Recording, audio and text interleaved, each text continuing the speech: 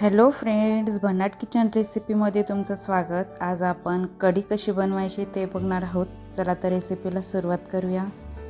कढी बनवण्यासाठी मी इथे चितळेचे 1 किलो दही घेतलेले आहे। आपण चितळेच्या दहीपासून कढी बनवणार आहोत। इथे मी एक पातेला घेतलेला आहे। आता ह्याच्यामध्ये आपल्याला दही टाकून घ्यायचे आहे।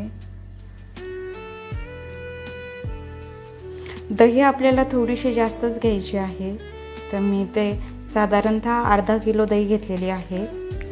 1 चमचा डाळीचे पीठ टाकत आहे आणि 1 ग्लास पाणी आणि अर्धा चमचा हळद। आता आपल्याला हे एकजीव करून घ्यायचं आहे सगळं।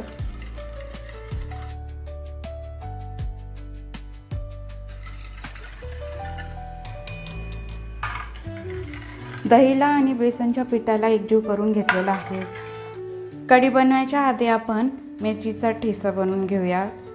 इथे मी मिरची घेतलेली आहे, लसूण घेतलेला आहे, अर्धा चमचा जिरा, चवीप्रमाणे मीठ, थोडीशी कोथिंबीर।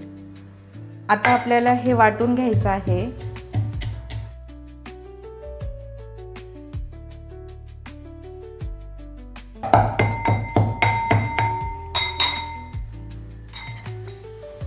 मिरचीचा ठेचा वाटून तयार आहे। आता आपण फोडणी द्यायला सुरुवात। 2 चमचे तेल टाकून घ्यायचं आहे। तेल गरम झालं की लगेच आपल्याला मोहरी टाकायची आहे, अर्धा चमचा, आणि थोडंसं जिरं टाकायचं आहे।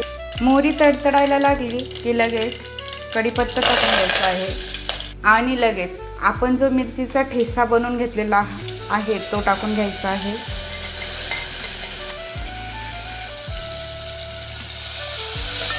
मिरचीला चांगल्या प्रकारे भाजून घ्यायचं आहे आपल्याला। मिरची भाजून झालेली आहे। आता जो आपण दहीचा आणि पिठाचा जो मिश्रण तयार केलेला होता तो टाकून घेऊया।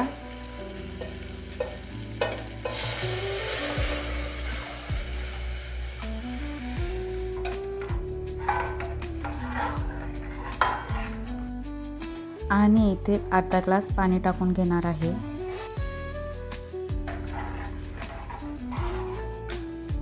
आता कढीला उकळी येईपर्यंत आपल्याला शिजून घ्यायचं आहे। कढीला कमी गॅसवरती उकळून घ्यायचं आहे। जर गॅस फुल ठेवला तर कढी लवकर फाटते, त्याच्यासाठी कमी गॅस ठेवायचा आहे आणि अधूनमधून आपल्याला हलवत राहायचं आहे। कढीला उकळी आलेली आहे। आता त्यामध्ये आपण बारीक चिरून घेतलेली कोथिंबीर टाकून घेऊया आणि 1 चमचा तूप टाकून घेणार आहे। मी इथे ओवा घेतलेला आहे, साधारणतः पाऊण चमचा ओवा घेतलेला आहे। आता आपण ओव्याला चोळून घेणार आहोत। हा ओवा जो आहे आपल्याला कढीमध्ये टाकून घ्यायचा आहे। ओवा टाकल्याने जेवायला पचन होतं आणि कढी ही खूप छान लागते। आपली कढी तयार आहे। कशी वाटली तुम्हाला माझी ही रेसिपी कमेंट करून नक्की सांगा। जर तुम्हाला माझी ही रेसिपी आवडली असेल तर लाईक करा, शेअर करा। जर तुम्ही माझ्या चॅनलवरती नवीन असाल तर चॅनलला सबस्क्राईब करा। भेटूया अजून अशा एका नवीन व्हिडिओसोबत। तिथपर्यंत बाय।